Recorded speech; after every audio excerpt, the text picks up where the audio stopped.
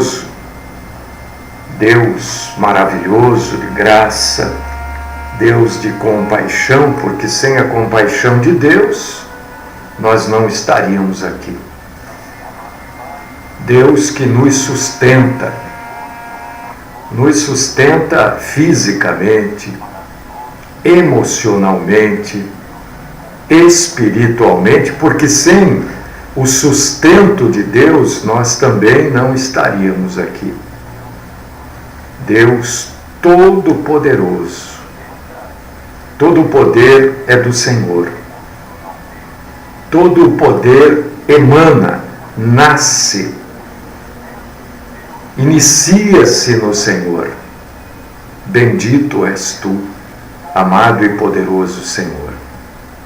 As nossas vidas, Senhor, estão aos teus pés. Pedimos, ó Pai, que o Senhor nos livre de tudo aquilo que devemos ser livrados.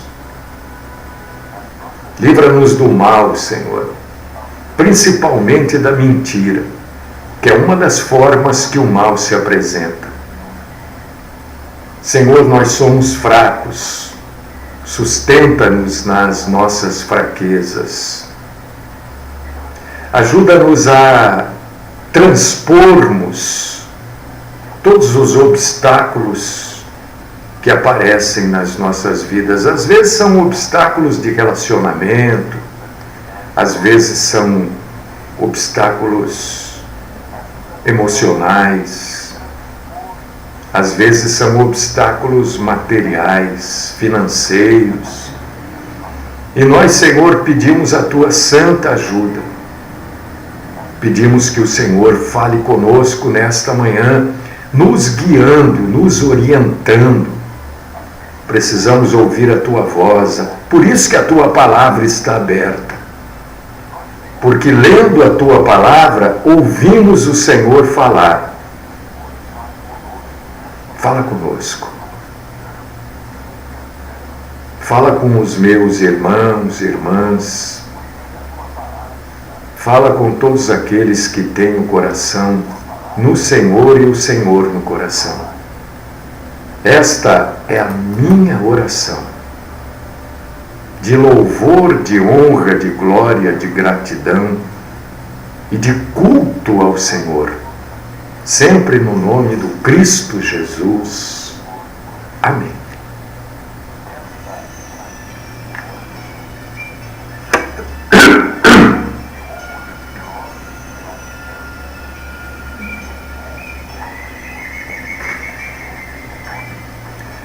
Oh, meus queridos irmãos, minhas queridas irmãs, vamos para a Bíblia. Quero convidar vocês para que abram as suas Bíblias, aqueles que podem, é claro, né? Nós sabemos que muitas pessoas estão nos ouvindo trabalhando. Outro dia eu falei isso, uma irmã me mandou um recado depois que ela estava passando roupa, né? E como é que vai abrir a Bíblia, né? Passando roupa, vai queimar a roupa. Alguns irmãos nos ouvem, e irmãs também, dirigindo. Não tem como abrir a Bíblia. Mas se você puder, se você estiver tranquilo na sua casa ou em algum lugar que você possa abrir a palavra de Deus, abra a carta aos Colossenses, capítulo 3, versículos do 5 ao 9. Colossenses, esta carta, capítulo 3, versículos do 5 ao 9. Esta carta foi escrita a um povo de uma cidade chamada Colossos. Colossos.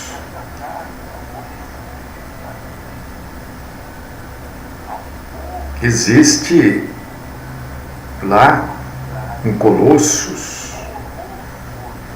né?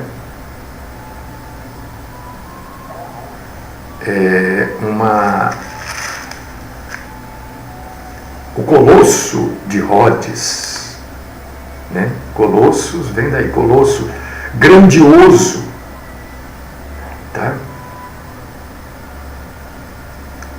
Colosso de Rhodes era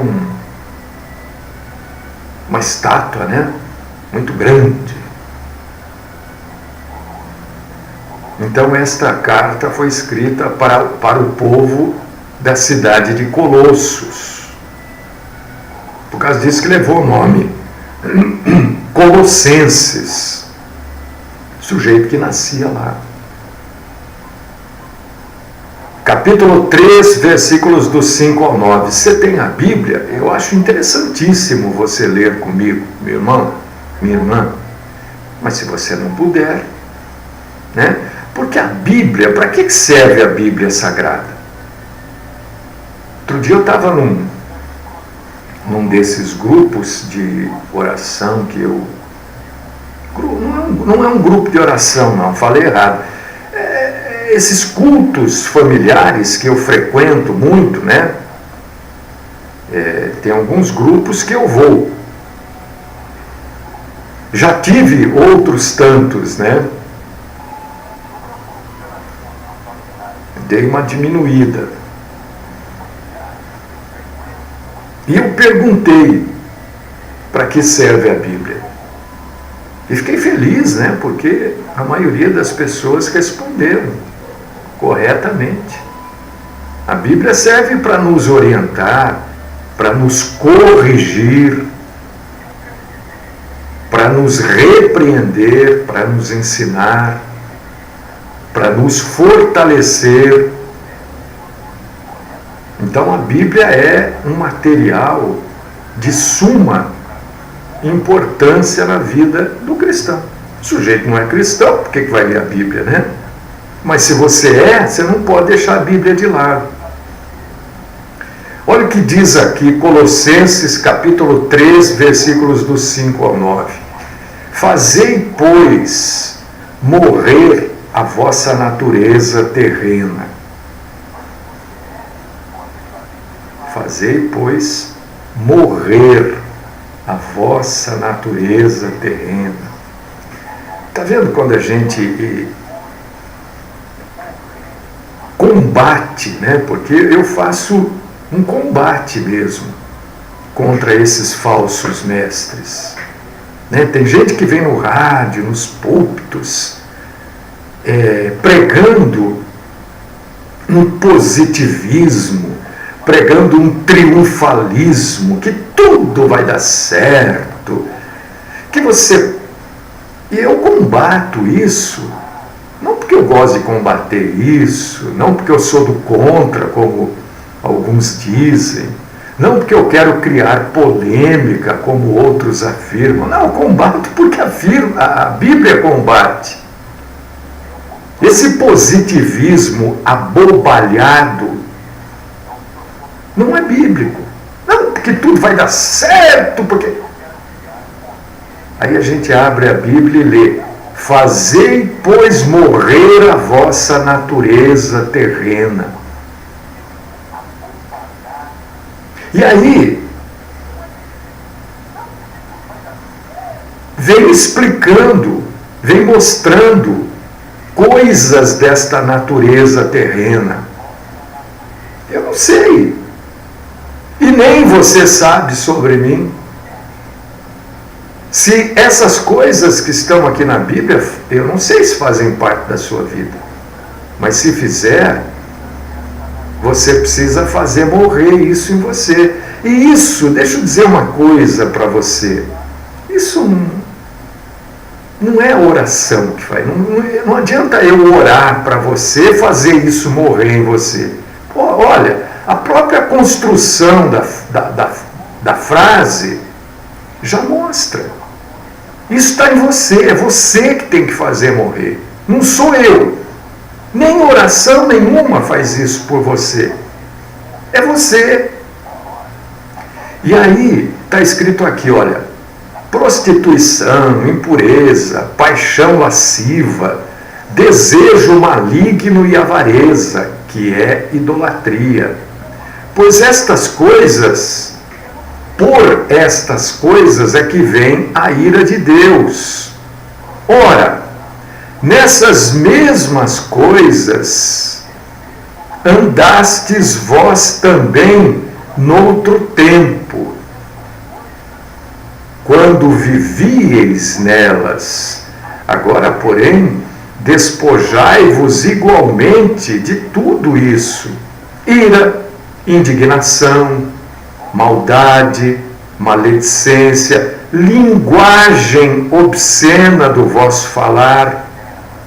Não mintais uns aos outros, uma vez que vos despistes do velho homem com os seus feitos.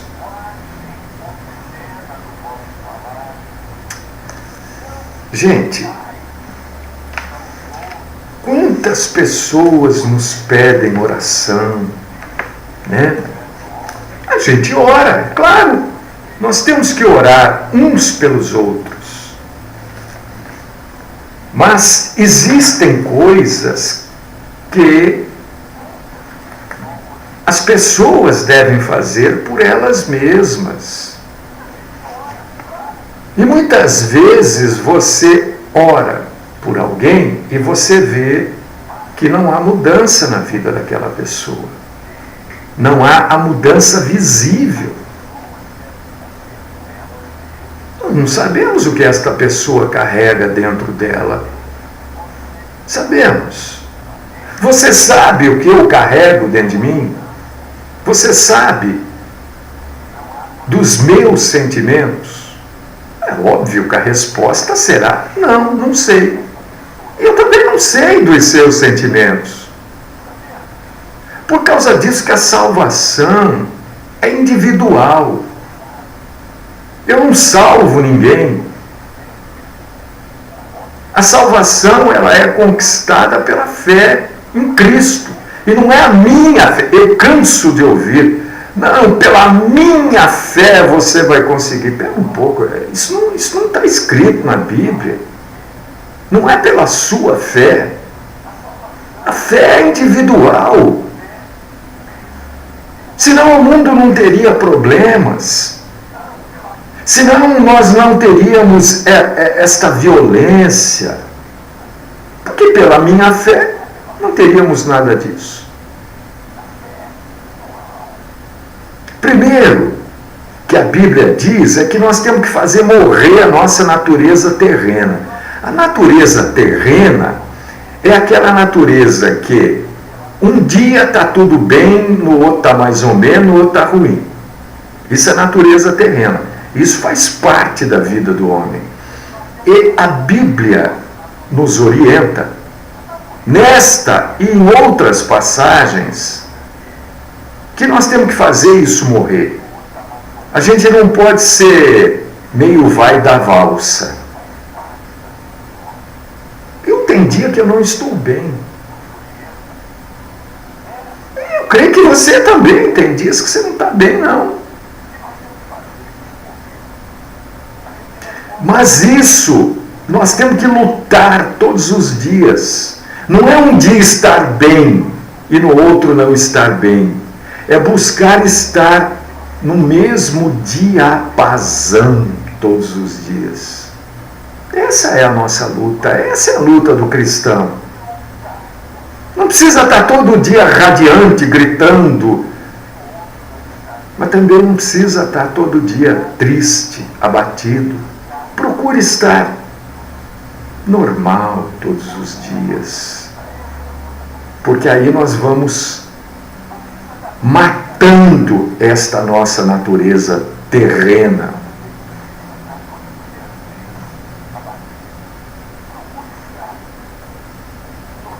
Por quê? Porque a nossa tristeza tem que ser colocada aos pés de Cristo. Não adianta a gente carregar essa tristeza. E tem gente triste aí me ouvindo hoje. E a nossa alegria também tem que ser colocada aos pés de Cristo. Porque nele, Cristo, nós morremos. Então essa alegria abobalhada também tem que ser comedida. Coloca nos pés de Cristo. A tristeza, ai meu Deus, coloca nos pés de Cristo. E quando diz que nós morremos, é claro que nós, isso é uma metáfora. Eu estou vivo. Se eu não estivesse vivo, eu não estaria aqui proclamando a palavra de Deus. Se você não estivesse vivo, irmão, irmã, ouvinte, você não estaria ouvindo, porque os mortos não ouvem mais o que é dito aqui na terra. Nós morremos para o pecado. E quando nós temos esta consciência que nós morremos para o pecado, nós lutamos para fazer morrer a nossa natureza terrena. Vocês pensam que é fácil? Não é fácil, não. Não é fácil fazer morrer a nossa natureza terrena. E aqui, quando a gente lê essa passagem aqui,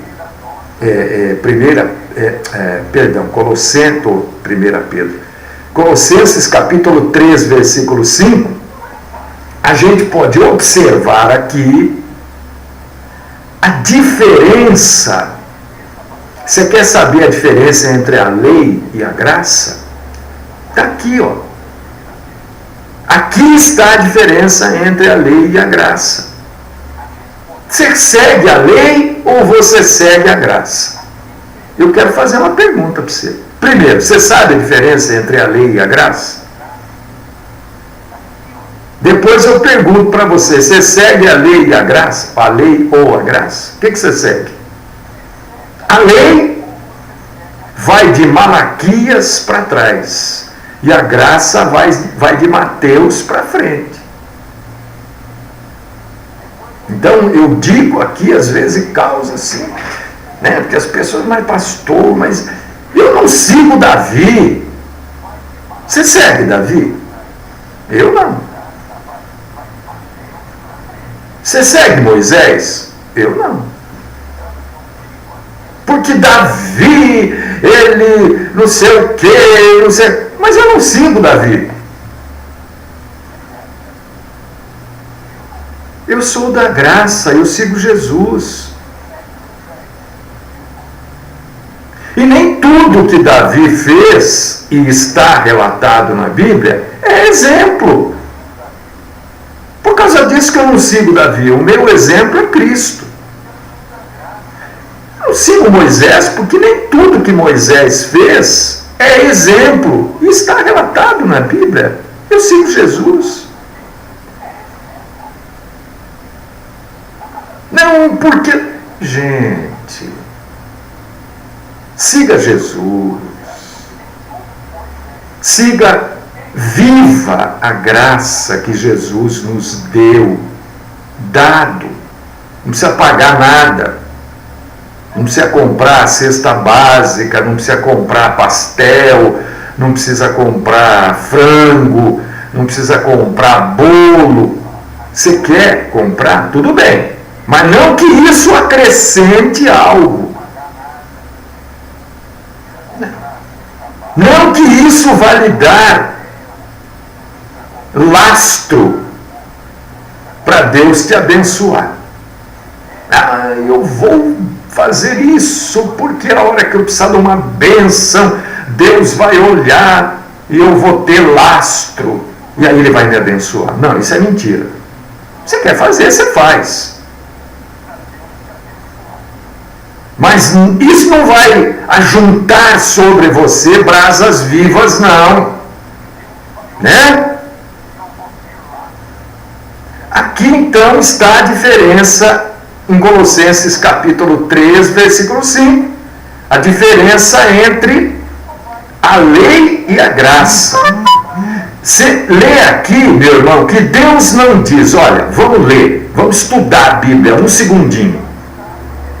Deus não diz, se você levar uma vida livre do pecado, dar-lhe-ei posição de morto com Cristo. Não é isso que Deus diz, é?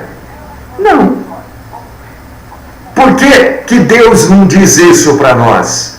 Porque se Deus dissesse, se você levar uma vida livre do pecado, eu vou te dar uma posição de morto em Cristo.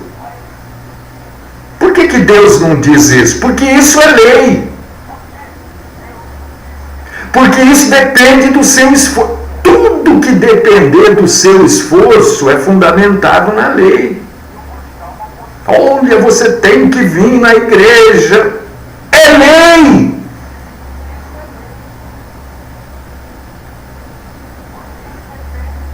Tudo que te obriga, tudo aquilo que te força a se esforçar, tudo aquilo que busca sacrifício seu é lei, não é graça. Mas está aqui na Bíblia. E ninguém consegue isso, ninguém consegue seguir a lei, toda ela, porque não adianta seguir uma lei. Você quer seguir a lei, então você tem que seguir toda. Ninguém, nenhum homem sobre a face da terra conseguiu, viu, com exceção do nosso Senhor Jesus Cristo. Então você quer seguir a lei, você está perdido. Você não vai conseguir. Você vai tropeçar nela. Você conhece toda a lei? Primeiro ponto que vai causar tropeço. Você conhece toda a lei? Eu tenho certeza que não. Então como é que você vai seguir toda a lei? Por causa disso que Jesus nos trouxe a graça. Jesus não pede nada para você. Jesus pede algum sacrifício seu? Olha, você tem que ir lá fazer um jejum de não sei quantos dias. Tem igreja pedindo isso. Tem pastor exigindo jejum da igreja. Isso é lei. Não é graça. Não adianta você cumprir o jejum e não cumprir o resto da lei. Pastor nenhum, homem de título nenhum, líder nenhum pode exigir nada. Porque é lei. O próprio Senhor Deus não exige. Olha, se você levar uma vida livre de pecado, eu vou te dar uma posição de morto com Cristo. Não é isso que Deus exige de nós. Porque isso é lei. Porque tudo aquilo que... Qual a diferença da lei e da graça? A lei sempre vai depender do meu esforço. Olha, porque eu tenho que ir naquele culto, porque aquele culto é um culto de cura, porque eu tenho que ir lá, porque lá é libertação. Você não tem nada, isso é lei. A graça não exige nada de você, a não ser a fé em Cristo. Olha o que Deus diz aqui. Eu dou livremente a todos os que creem em Jesus Cristo uma posição favorável aos meus olhos. É isso que... Não, gente, eu estou usando outras palavras. Estou usando palavras mais fáceis para você entender isso. É isso que Jesus, é isso que o Senhor Deus está dizendo. Ele não está dizendo para você que se você fizer alguma coisa, porque você nunca vai conseguir viver livre do pecado. Ser humano nenhum. Porque se Deus dissesse isso para você, Ele estava impondo a lei sobre você. Mas Ele diz, olha, aquele que crê em Jesus,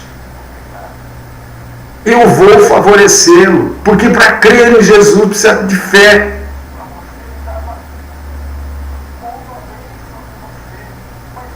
E quando o Senhor Deus diz isso, isso é chamado, né? Tem gente que a gente fala algumas coisas, as pessoas não entendem, mas também tem. Olha, eu fico às vezes irritado porque a pessoa não entende e não pergunta, né? Eu quando quero saber alguma coisa, gente, eu pergunto.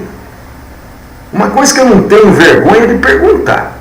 Não tem. Tem gente que eu fui ensinado a não perguntar, mas eu entendi que eu preciso perguntar.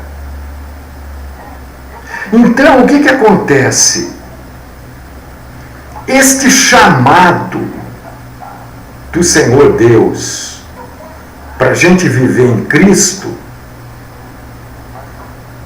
este chamado tão alto, tão forte para a humanidade viver em Cristo, é graça. O que é graça? É eu não precisar da lei, eu não me submeter à lei, eu não impor a lei sobre ninguém. Que tem gente que não cumpre a lei, mas impõe a lei para os outros. E quer mostrar a grandiosidade da lei. Estava ouvindo aqui ontem a programação. O sujeito não cumpre a lei, mas impõe lei para você. Então o apóstolo diz o quê? Aqui em Colossenses 3,5. Diz que devemos fazer morrer a nossa natureza terrena. Não é matar o corpo. Não é isso. É uma expressão figurativa. Ele está falando que estes sentimentos de lascívia e de ódio, né, nós não podemos tê-los em nós. Porque quem tem fé em Cristo não pode ter estes sentimentos aflorados. Por exemplo, prostituição. Às vezes a Bíblia usa determinadas palavras que para nós quer dizer uma coisa só, né? Mas a gente não pode se esquecer que a Bíblia foi escrita numa outra língua. A Bíblia foi escrita, né? Estou me referindo ao Novo Testamento, né? Foi escrita na sua grande maioria no hebraico, no grego, perdão, o Novo Testamento foi escrito na sua grande maioria no grego. E palavras no grego, às vezes, têm um significado muito mais amplo do que no português. Por exemplo, prostituição. Se a gente falar em prostituição na língua portuguesa, ela, no coloquial, no dia a dia, ela se restringe a quê? A homens e mulheres que se relacionam sexualmente por dinheiro. Mas prostituição na Bíblia vai muito além. Porque prostituição na Bíblia abrange todo ato sexual ilícito ou imoral. Principalmente, não exclusivamente, entre pessoas que não são casadas. Principalmente. Leia lá Mateus 15, 19 e Marcos, capítulo 7, versículo 21. Prostituição na Bíblia, além de outras coisas, quer dizer imoralidade sexual.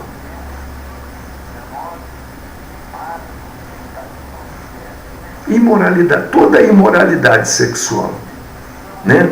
Hoje, um conhecido me mandou uma foto de uma princesa. Agora eu esqueci, eu até apaguei. Mas uma mulher bem feia, sabe? Uma princesa de um país lá do Oriente. Ela viveu, acho que em 1900, alguma coisa assim, 1900 e alguma coisa, mas uma mulher bem feia mesmo. Imagine uma mulher feia, né? E ele mandou aquela foto dizendo assim, olha, 10 homens na época se mataram pelo amor desta mulher, porque ela se recusou a casar com esses homens. Mas ela era feia mesmo, gente, assim, né? E daí ele escreveu uma brincadeira lá, que eu não vou falar, obviamente, né? Então veja você, o que era muito bonito numa determinada época, num determinado lugar, hoje não faria parte do padrão atual de beleza. Então, prostituição, além disso, numa determinada época da Bíblia, da vida da humanidade, também quer dizer a pessoa se relacionar com outros deuses.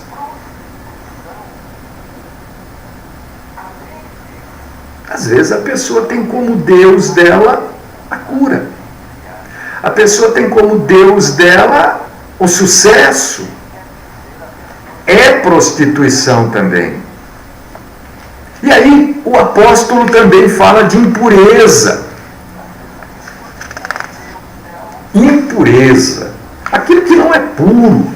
Aquilo que carece de uma limpeza. Impureza é tudo aquilo que a gente pensa ou fala. Um dia vieram me contar aqui de um pastor falando palavrões e não sei o quê. Eu falei, gente, não pode fazer parte do vocabulário de um pastor.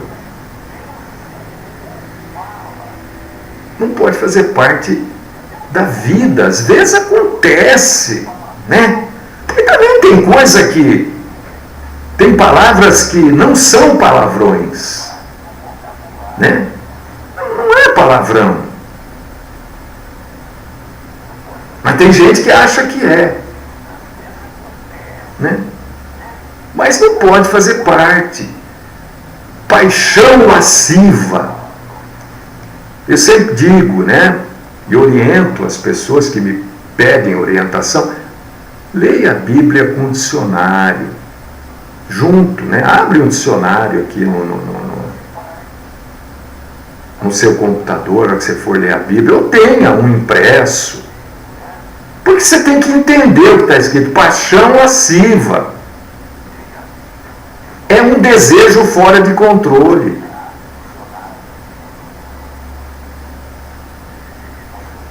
Pode ser sexual, sei lá, qualquer tipo de desejo fora de controle. Desejos malignos são os desejos impuros do corpo, que às vezes até se manifestam com violência. A gente vê isso daí sempre, né? Crianças abusadas, mulheres abusadas, isto é desejo maligno.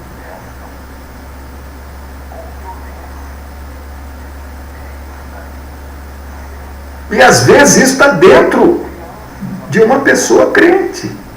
Ele pode até não praticar, mas aquele desejo está lá. Então o que o apóstolo está dizendo? Para matar isso. Avareza. É tão interessante que eu vejo pessoas que se intitulam de Deus, com vários títulos aí, pregando avareza. Quando a gente tem que pregar para as pessoas abandonarem a avareza. O que é avareza? É cobiça sobre coisas, sobre bens.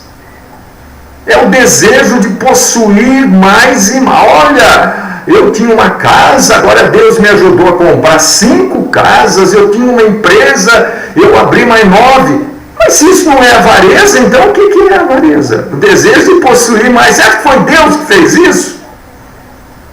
Você acha que Deus vai satisfazer a avareza, esse desejo de possuir mais e mais que as pessoas têm? Se Ele condena isso? Vocês estão vendo como a gente precisa ouvir aquilo que está sendo dito e filtrar esses testemunhos imbecilóides que são gravados aí? Passa aquilo pela Bíblia, não vai passar nada. A avareza não é só com bens, não é só o desejo de possuir mais e mais e mais. Na Bíblia, a avareza também pode ser um desejo sexual impuro. um apetite sexual impuro. E se juntar tudo isso aqui, deixa eu pegar aqui que fica mais fácil. Prostituição, impureza, paixão lasciva, desejo maligno e avareza, se você juntar tudo isso, o apóstolo diz que tudo isso é idolatria. As pessoas acham que idolatria é só gostar de imagem. Não é isso que está escrito aí? Colossenses 3,5, que é idolatria, não é isso? Que é idolatria. Você junta tudo isso, passa a ser idolatria.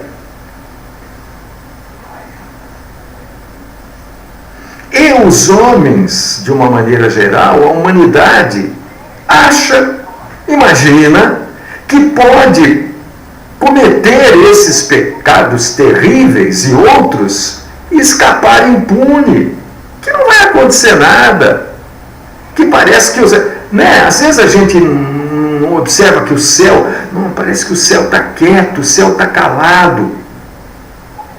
E aí essas pessoas vão fazendo, vão se atrevendo cada vez mais. Não tem nada não vai acontecer nada.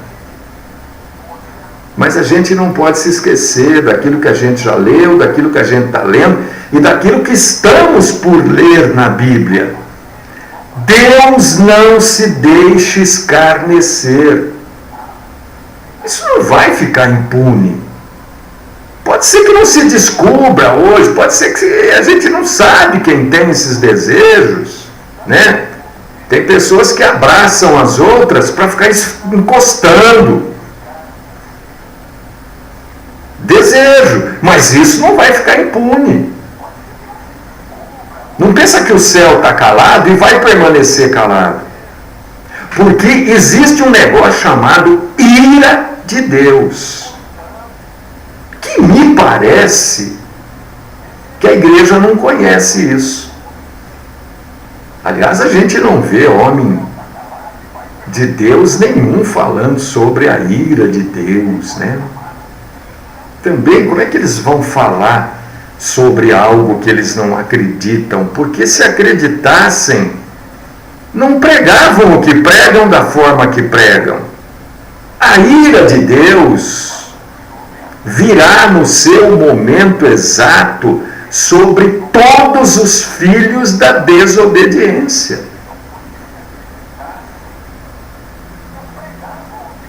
E esses pecados, até que venha a ira de Deus, que é a coisa fatal, tem consequências na vida da pessoa, no próprio corpo.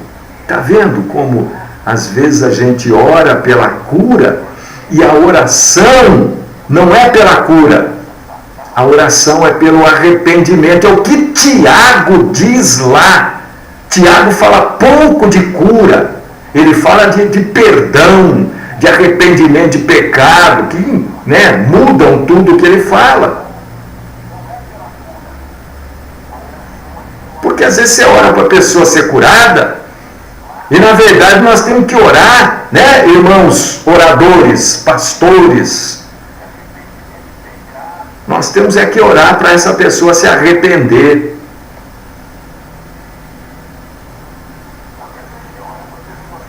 Não havendo arrependimento, haverá o dia do julgamento. E Paulo nos lembra aqui nesta carta, lembrou o pessoal de Colossos e nos lembra hoje que todos nós, inclusive os colossenses, antes da conversão, praticávamos esses pecados. A graça de Deus, porém, veio sobre nós e nos livrou dessas imundícias. Mas pode ser que você que está aí me ouvindo ainda sinta coisas relacionadas a isso. E isso é você que tem que lutar para vencer. Não adianta pedir oração. Parece que a oração vai livrar você de algo que você não quer se livrar. É você que tem que se livrar. É você que tem que buscar fortalecimento na graça, na compaixão e na misericórdia, e abandonar isso. É você. Se você rouba, pare de roubar hoje. Mas como é que eu vou viver? Não viva, morra. É preferível morrer do que viver em pecado. Ai, pastor, mas eu amo aquele homem, eu amo aquela mulher. Isso homem falando de homem e mulher de mulher. Você não ama nada. Isso é a carne. E quem está em Cristo mortifica a carne, luta contra a carne. Não adianta oração. Ninguém vai deixar de ser homossexual por oração. Vai deixar por opção de abandonar por amor a Cristo. Ninguém vai deixar de ser traficante porque alguém orou. O filho de ninguém vai deixar de usar maconha, cocaína, porque não sei quem orou. Ora, se a salvação é individual, o abandono do pecado também. Não tem como separar. Você vê que são imbecilidades, idiotices, cretinices, uma em cima da outra. Colossenses capítulo 3, versículos do 5 ao 9, nos traz muita informação, nos traz muito alento e nos ajuda muito a verdadeiramente ser cristão. Deus querido, Deus e Pai Todo-Poderoso, nós te adoramos, te louvamos, te agradecemos, Senhor, porque o Senhor, mais uma vez, nos orienta. Eu creio que o Senhor orienta a sua igreja através da tua santa palavra. E nós, Senhor, somos a sua igreja. Continua, Pai querido, Deus Todo-Poderoso, nos orientando, mostrando, Senhor, através da tua palavra, não através de revelações extra-bíblicas, porque nós sabemos que o Senhor não faz isso. Continua mostrando as nossas falhas e tudo aquilo que precisamos arrumar e ajeitar e acertar nas nossas vidas. Livra-nos, Senhor, de toda forma do mal, principalmente da mentira. Esta é minha oração, de honra, de louvor e de culto ao Senhor, colocando, Senhor, este tempo aos seus pés, aos seus santos pés nós entregamos este tempo, no nome do nosso Senhor Jesus Cristo. Amém.